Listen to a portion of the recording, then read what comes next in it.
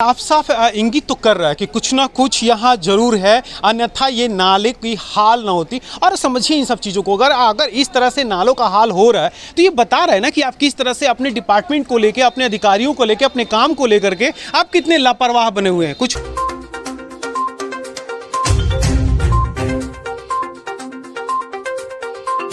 क्या किसी डिपार्टमेंट को शर्म आती है?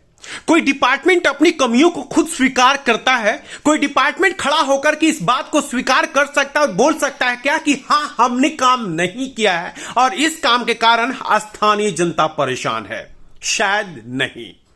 और नहीं इसलिए क्योंकि डिपार्टमेंट को शर्म नहीं आती। आज के इस चित्रणों ने सचमुच इस बात की गवाही देती कि कितना बेशर्म है दिल्ली सरकार के तमाम डिपार्टमेंट। इस बोर्ड को लगाने से पहले बहुत खुशी हुई होगी यहां के स्थानीय विधायक को। इस बोर्ड को लगा के इस डिपार्टमेंट के अधिकारी भी खूब खुश हुए होंगे, इंजीनियर भी खुश हुए होंगे, एक्सीएन साहब तो नारियल फोड़ के गए होंगे, अधिकारी जश्न मनाए होंगे और विधायक महोदय घूम घूम के बोल के आए होंगे कि हमने आज एक नया काम किया है। वास्तविक तौर पे नया काम नहीं किया है, करप्शन का एक खजाना खोल दिया जिसे लूटने वाले लोग लगातार विधायक बनकर लूटते आ रहे हैं और परेशान वहां के स्थानीय जनता हो रही है। यह नाला अपने आप को चिक चिक कर कह रहा है कि हमारे हालत को देख लो और इस बात का अंदाजा खुद लगा लो कि आखिर स्थितियां क्या है। कौन कहेगा कि इस नाले की सफाई हुई है? क्या किसी में हिम्मत है डिपार्टमेंट के अधिकारी में या किसी राजनेता में जो सामने खड़ा होकर के वहां के स्थानीय जनता के सामने आंखों में आंखें डालकर बोल दे कि हां, हमने इस नाले की सफाई की है? और अगर नहीं डालकर बोल सकता तो यकीन मानिए कि आपका राजनेता आपके साथ धोखा कर रहा है और सिर्फ राजनीति कर रहा है। स्थानीय जनता ने क्या किसी राजनेता का चुनाव सिर्फ इसलिए किया था कि आप राजयोग भोगेंगे, या इसलिए किया था कि आप राजनीति की सत्ता पर सवार होकर जनता जनार्दन की सेवा करेंगे? लेकिन स्थिति आज जस्ट विपरीत है। राजनेता सिर्फ राज भोग रहे हैं, स्थानीय जनता परेशान है। और यह नजारा है द्वारका विधानसभा का। द्वारका विधानसभा के इस नाले को देख करके आप अंदाजा आसानी से लगा सकते हैं कि स्थितियां कितनी बदतर हैं, हालात कितने बदतर होंगे। आखिर सीवर का पानी घरों में क्यों नहीं जाएगा? नाले का पानी बैक क्यों नहीं मारेगा? आपके सड़कों और आपकी नालियों और आपकी गलियों में पानी क्यों नहीं भरेगा? फिर भी अगर इरिगेशन और फ्लड डिपार्टमेंट के अधिकारियों से बात कर लीजिए, कॉलर खड़ा कर कहेंगे कि हम तो बहुत अच्छा काम करते हैं। पता नहीं शीशे में कभी अपने आप को देखते भी हैं नहीं, अन्यथा शर्म आ जाती और कहने से पहले 10 बार सोचते कि किस अधिकार से कहें कि हमने क्षेत्र में विकास कार्यों को अंजाम दिया है। दिख रहा है ऊपरी परत, ये परत क्या है? ये परत आम आदमी पार्टी का भ्रष्टाचार है। ये परत यहाँ के जो विधायक आम आदमी पार्टी के उनका भ्रष्टाचार है। ये परत दिल्ली सरकार का भ्रष्टाचार की पोल खोलने का काम कर रहा है। आप देखिए, अपने चैनल के माध्यम से दिल्ली को दिखाइए, सरकार को जागरूक कीजिए। जो मंत्री चीख चीख कर रोज पीसी करती है, दिल्ली की जनता को गुमराह करती है, उसकी पोल खोलने का अभियान हमने चला करके रखा है। देखिए, द्वारका विधानसभा की जो यार्ड है वो 3 से 4 किलोमीटर है। तो 3 से 4 किलोमीटर द्वारका विधानसभा कवर करता है। उसके बाद ये पालम में भी जाता है, उसके बाद ये दिल्ली कैंट से भी आता है। तो मैं अपनी हम द्वारका विधानसभा की अगर बात करें तो 4 किलोमीटर का ये नाला है जो लगभग 8 साल से कभी सफाई इसकी नहीं हुई है। कागजों में हर बार होती है, पेपरों में हर बार होती है, उसको दिखाने का काम भी किया जाता है, उसको बताने का काम भी किया जाता है।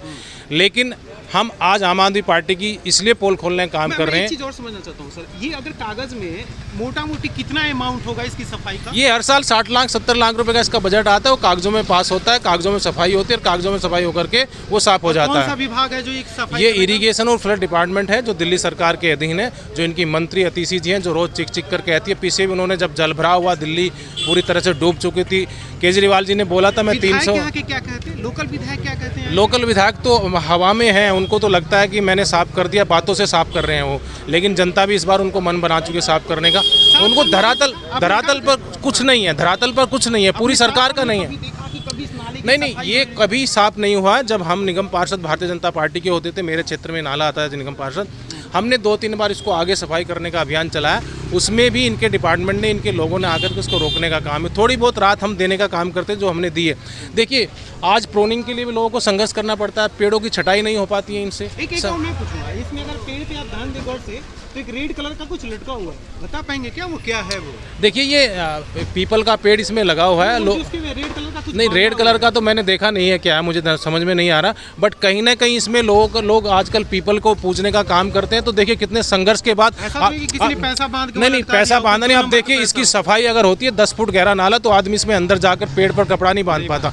इसकी सफाई नहीं हुई। अभी मैंने देखा इस पर कुत्ते भी घूम रहे थे, इसमें आदमी पार करके चले जाते हैं। 10 फुट गहरा नाला पीछे आप देखिए, इसमें पूरा सीवरेज का सिस्टम भी पहले इसी के माध्यम से चलता था, गिरता था। आज वो सीवरेज भी फुल है, नालियाँ भी फुल हैं, जालियाँ भी फुल हैं और सरकार भी भ्रष्टाचार में फुल है। ये जो महत्वपूर्ण मुद्दा है वो मुद्दा सीधा सा है कि गौर करें आप नाले पे, तो नाले को आप देखेंगे तो एक परत बने, पता नहीं कितनी परतें होंगी शायद, और परत दर परत कूड़ा जमा हुआ है। इसका सीधा सा मतलब है कि ये मामला 1 महीना 2 महीना 1 साल या 2 साल का भी नहीं होगा। ये न जाने कितने सालों से ये करप्शन जो है वो परत दर परत जमा हुआ है। और जो साफ इंगित तो कर रहा है कि कुछ ना कुछ यहाँ जरूर है, अन्यथा ये नाले की हाल ना होती। और समझिए इन सब चीज़ों को, अगर इस तरह से नालों का हाल हो रहा है तो ये बता रहा है ना कि आप किस तरह से अपने डिपार्टमेंट को लेके, अपने अधिकारियों को लेके, अपने काम को लेकर के आप कितने लापरवाह बने हुए हैं। कुछ और सदस्य हैं यहाँ पे, पूछने की कोशिश, कभी सफाई होते हुए देखा है आपने? नहीं, मैं तो नहीं देखा हूँ, 8-10 साल से तो नहीं देखा हूँ। आपने देखा? नहीं देखा जी, हमने बहुत दिन हो गए। अभी 2-4 ट्रॉली उठी थी जो है ना, ये बुरा हालत है।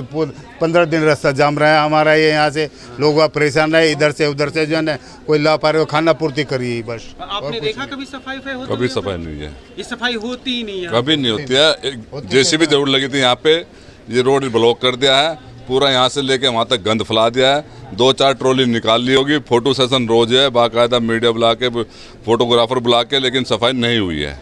आप खुद देख सकते हैं कि अगर 15 दिन पहले सफाई हुआ हो तो इतना कूड़ा इसमें नहीं होता। आप यहीं रहते, लोकल रहते हैं? कभी होती है सफाई वगैरह कुछ? वही अभी जो भाई जी ने बताया कि बस यहाँ पे जेसीबी लगी हुई थी और रास्ता जो है 10-15 दिन तक बंद रहा। और सफाई के मामले में भी देख लीजिए, आपके सामने सारा कुछ है दृश्य। आगे तो इसमें हमें कुछ दिखाई दे नहीं रहा। जो भी ट्रॉली निकली एक आध कागजों में ही निकली है। किसके डिपार्टमेंट में है ये? किसके डिपार्टमेंट? ये दिल्ली सरकार के अंडर में आता है। कहना चाहेंगे विधायक जी से अपने? विधायक जी से यही कहना चाहेंगे कि हम इसकी तरफ ध्यान दें और इसकी सफाई कराए। बहुत अच्छा है, कॉलोनी वाले तराई करने लग रहे हैं। जब भी बारिश होती है तो ये भर जाता है, घरों में पानी आ जाता है। विधायक जी से ये अनुरोध है, हमारी रिक्वेस्ट है भाई, इसकी सफाई कर दे। दिक्कत हो रही लोगों को, शिवपुरी के लोग बड़े परेशान हैं। रोज के ये ओवरफ्लो हो रहे जो है, सिविल पड़े रहते हैं। विधायक जी से हमारा ये कहना है कि जो भी अपनी जिम्मेवारी बनते हैं उसको अपने तहे दिल से निभाई जाए। और कॉलोनी ने जो आपको विधानसभा में चुन के जो बैठाया है, उसका आप अपना निस्वार्थ राजनीति से हटके जो आपके काम बनते हैं उन पे खरा उतरे। और यही कारण रहा कि दिल्ली ब्रेकिंग की टीम जैसे ही यहाँ के लोगों के बीच पहुंची, उन्होंने साफ साफ अपने विधायक से तमाम मांगों की झड़ी लगा दी। स्थितियां बड़ी विचित्र हैं। अधिकारी हमेशा जवाब देने से भागते हैं और इसी अधिकारियों को नियंत्रण करने के लिए विधायिका में विधायक का चुनाव होता है, लेकिन विधायक भी भला जवाब कहां देंगे। कैमरा झूठ नहीं बोलता, आंखों से कुछ गलत दिखाई नहीं देता। समस्याएं हैं तो चिक चिक कर कहेंगी कि समस्याएं हैं। और जनता जनार्दन अगर समस्याओं से पीड़ित है तो उस राजनेता का कोई काम नहीं जो वहां पे राजनीति करता है। इन समस्याओं ने आज दिल को झकझोर दिया। स्थितियों ने इस बात की गवाही दे दी कि आखिर राजनेता सिर्फ सत्ता सुख के लिए बने हुए हैं, काम करने के लिए तो बिल्कुल नहीं बने हुए हैं। और ये अधिकारी उस राजनेता को सत्ता सुख कराने के लिए अधिकारी बने हुए हैं। एहसास तो उन्हें उस दिन होगा जब उन्हें भी इसी तरह के हसरों का सामना करना पड़ेगा। फिर उन्हें इस बात का एहसास होगा कि उन्होंने अपने कर्तव्यों के प्रति उत्तरदायित्व का निर्वाह नहीं किया था, जिस कारण उन्हें ऐसे हसरों का सामना करना पड़ा। यह भी सच है कि उनका भी कहीं घर होगा, वहां भी इरिगेशन फ्लड डिपार्टमेंट के अधिकारी होंगे और वो भी अधिकारी इसी तरह से काम करते होंगे और अपने ही जनप्रतिनिधि को सुख का अनुभव कराते होंगे और उनके परिवार वाले ऐसी ही समस्याओं का सामना करेंगे। दिल्ली ब्रेकिंग के लिए अनुज मिश्रा की रिपोर्ट।